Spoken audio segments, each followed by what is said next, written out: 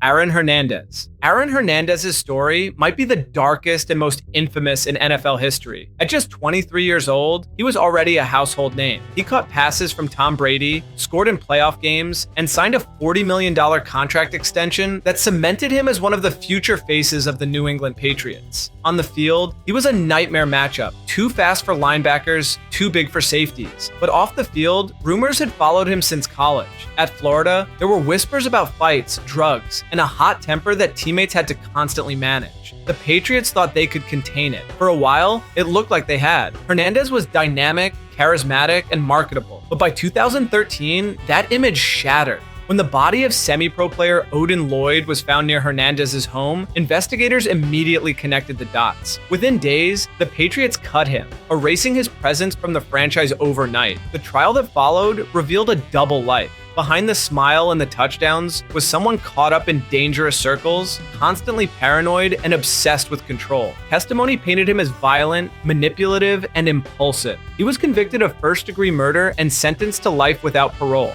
Later, more details about his involvement in other violent incidents surfaced, adding fuel to the fire. Even after his conviction, Hernandez remained a figure of controversy. Some claimed he had undiagnosed chronic traumatic encephalopathy, CTE, which may have influenced his actions. Others said it was simply who he always was, a man unable to leave behind the darker parts of his life. In 2017, Hernandez was found in his prison cell, having taken his own life. The autopsy revealed one of the most severe cases of CTE ever recorded in someone his age.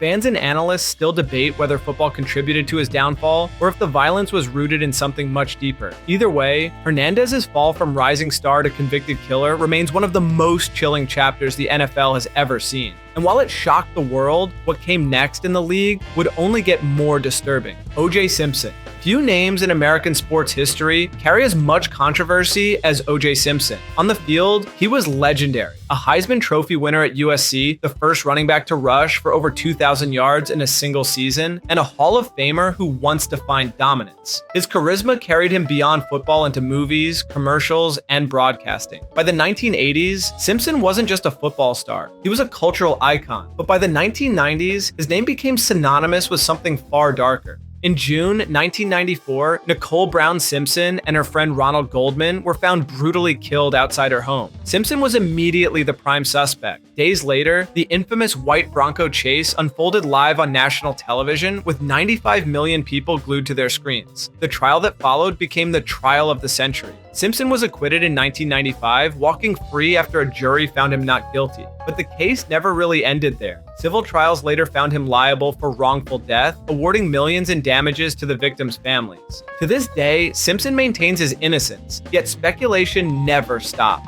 Many Americans remain convinced he was responsible, pointing to DNA evidence, history of domestic violence, and inconsistencies in his story. Others insist the LAPD botched the investigation and let bias cloud the case. Either way, Simpson's life after football became a spectacle. Parodies, documentaries, and endless debates kept his name alive. Later, controversies didn't help. In 2007, he was arrested in Las Vegas for armed robbery and kidnapping after a botched attempt to recover memorabilia he claimed was stolen from him. That conviction led to nearly 9 years behind bars. Even after his release in 2017, Simpson remained a lightning rod, active on social media, weighing in on sports and pop culture as though his past wasn't shadowing every word. His story is a haunting reminder of how one of football's greatest stars became one of the most polarizing figures in American history. And while OJ's case has been argued endlessly, the next NFL player's story leaves no room for speculation. It is one of violence, tragedy, and wasted potential. Lawrence Phillips. If you want to talk about wasted potential in football, Lawrence Phillips sits near the top of that list. At Nebraska, he was unstoppable. A 6'2" running back with a rare mix of speed and power, he carried the Cornhuskers to a national championship in 1994 and was seen as a surefire NFL superstar. But even in college, red flags were everywhere. Arrests for assault, violent behavior toward women, and a reputation for being uncontrollable followed him. The St. Louis Rams still took him 6th overall in the 1996 NFL draft, betting they could tame the chaos. They couldn't.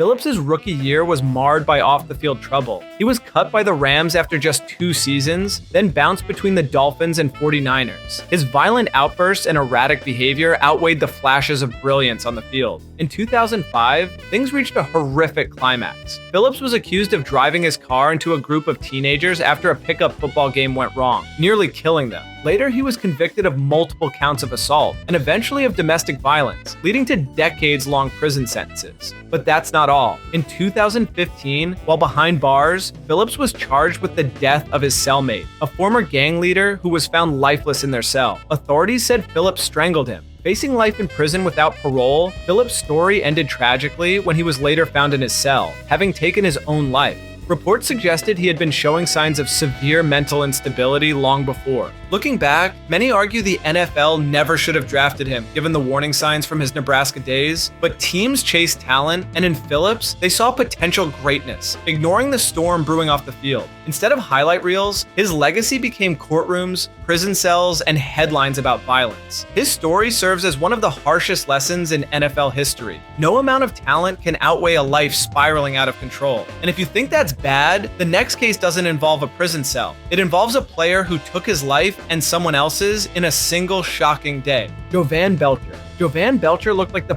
perfect NFL success story. An undrafted linebacker out of the University of Maine, he clawed his way into the Kansas City Chiefs roster in 2009 and quickly earned respect for his work ethic and toughness. By 2012, he was a starter, a 25-year-old fan favorite who represented grit and determination. But what the public didn't know was the turmoil building in his personal life. Belcher had been struggling with head injuries, heavy drinking, and a volatile relationship with his girlfriend, Cassandra Perkins, who had recently given birth to their daughter. On December 1st, 2012, tragedy struck. Belcher shot Perkins multiple times in their home, killing her instantly. He then drove to the Chiefs' practice facility, thanked his coaches for what they had done for him, and turned the gun on himself in the parking lot as team officials pleaded with him to put it down. The event shocked the entire league. The Chiefs still played their scheduled game the next day, a victory that felt hollow under the shadow of what had happened just 24 hours earlier. The aftermath raised difficult questions.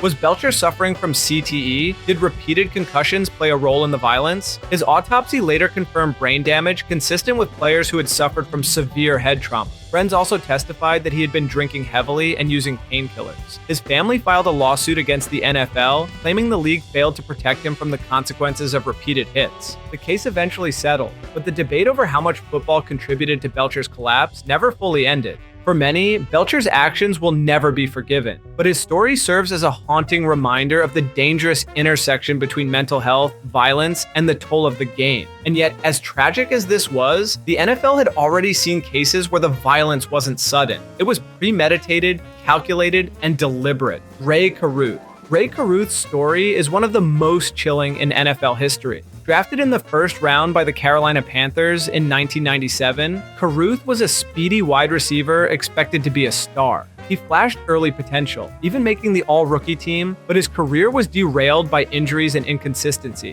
By 1999, his name would forever be tied to one of the darkest crimes committed by an NFL player. Caruth was dating Cherika Adams, who became pregnant with his child. According to prosecutors, Caruth didn't want the responsibility of fatherhood. On November 16, 1999, as Adams drove her car in Charlotte, Caruth pulled in front of her while his associates ambushed her with gunfire. Adams was struck 4 times, but survived long enough to call 911, telling dispatchers Caruth was involved. She later died from her injuries, but doctors saved the baby, Chancellor Lee Adams, who was born with cerebral palsy due to lack of oxygen during the shooting. Caruth went on the run, hiding in the trunk of a car before being captured. He was convicted in 2001 of conspiracy to commit murder, shooting into an occupied vehicle and using an instrument to destroy an unborn child. He was sentenced to 18 to 24 years in prison. He served nearly 19 years before being released in 2018. After his release, Caruth tried to publicly apologize and even expressed interest in being part of his son's life. But Chancellor Lee was raised by Cherika's mother, Sandra Adams, who openly rejected Caruth's attempts at reconciliation. This case remains one of the most horrifying examples of premeditated violence from an NFL player. It wasn't a crime of passion or a heat-of-the-moment act. It was carefully planned and executed. The image of a promising receiver orchestrating the death of his unborn child's mother shocked not just sports fans, but the entire country. And it serves as a grim reminder that talent and fame don't shield someone from making monstrous choices. But first, only cool people are subscribed to this channel, so hit that subscribe button before we go any further. Robert Rozier. Robert Rozier isn't a household name in football, but his story is one of the strangest intersections of sports and crime. Drafted by the St. Louis Cardinals in 1979, Rozier was a defensive end with incredible athleticism, but his NFL career lasted just 6 games before he was released. Most players in that situation might drift into regular life or try their hand in other leagues. Rozier's path, however, took a much darker turn. After leaving football, Rozier became entangled with the Nation of Yahweh, a violent cult in Miami led by Yahweh Ben Yahweh. The group preached racial supremacy and demanded total loyalty, with members allegedly carrying out violent attacks to prove their faith. Rozier admitted years later that he killed at least 7 people while working as a hitman for the cult, often targeting random white men as part of initiation rituals. When police finally caught up, Rozier struck a plea deal, confessing to multiple murders in exchange for a reduced sentence. He served about a decade in prison and was released under witness protection. For a while, it seemed like he might disappear quietly, but in the late 1990s, Rozier was arrested again under California's 3 strikes law for check fraud. Because of his prior crimes, that conviction turned into a 25 years to life sentence. Rozier's case is chilling, not just because of the murders, but because of how far removed it is from the NFL spotlight. He wasn't a star. He wasn't even a longtime pro. But the fact that a former NFL player went from the gridiron to cult-driven killings shocked fans when the truth emerged. His story doesn't carry the fame of Hernandez or OJ, but it represents the unsettling truth that even the most unlikely players can have the darkest double lives. And believe it or not, the next name on this list was a Super Bowl champion whose crimes left fans speechless. Darren Sharper. Darren Sharper's fall stunned the football world because it came from someone with Hall of Fame credentials. Drafted by the Packers in 1997, he became one of the most decorated safeties of his era. He earned 5 Pro Bowl nods, won a Super Bowl with the Saints, and retired in 2011 with 63 interceptions, tied for 7th most in NFL history. By all accounts, he was destined for Canton. Instead, his name is now synonymous with one of the most disturbing scandals to ever hit the league. In 2014, shocking reports surfaced that Sharper had been accused of drugging and assaulting multiple women across several states. What began as whispers exploded into a sprawling investigation that uncovered a pattern of predatory behavior stretching back years. Authorities in Louisiana, California, Arizona, and Nevada all tied him to crimes that followed the same disturbing pattern: slipping substances into drinks, waiting for victims to lose consciousness, and taking advantage of them. The sheer scope of the accusations was overwhelming. Dozens of women came forward, and prosecutors pieced together a case that revealed a serial predator who hid behind his fame and charm. In 2016, Sharper pleaded guilty to multiple charges in federal and state courts. He was sentenced to 18 years in prison, later reduced from an initial 20-year deal. The NFL world was floored. A player once celebrated for his football IQ, and leadership was now branded as one of the league's darkest figures. Sharper's case also forced uncomfortable conversations about how teams, media, and fans overlook warning signs when it comes to their stars. His public image had been polished, but behind closed doors, he was living a double life. Today, Sharper sits in prison, stripped of his reputation, his Hall of Fame chances erased. And while his case shocked the nation, the next story involves a lesser-known player whose crime had all the makings of a Hollywood thriller: Justin Cox. Justin Cox was never a big name in the NFL, but his story is a sobering reminder of how quickly things can unravel. Coming out of Mississippi State, Cox was known for his speed and versatility as a defensive back. He wasn't a first-round prospect, but he had enough talent to earn a shot at the pros. Yet almost as soon as opportunity came, it slipped away, thanks to off-the-field violence that forever scarred his reputation. While still in college, Cox was suspended multiple times for various issues, including arrests for burglary and domestic violence allegations. Scouts were already nervous, but the Kansas City Chiefs took a chance in 2015, signing him as an undrafted free agent. It didn't last. Just months later, Cox was arrested again, this time on charges that included burglary and assault. The Chiefs quickly cut ties, and his NFL dreams were effectively over before they began. The most troubling part wasn't just the pattern of arrests, it was the violence described in police reports, painting him as someone incapable of controlling his temper. Though some charges were eventually dropped, the stigma stuck.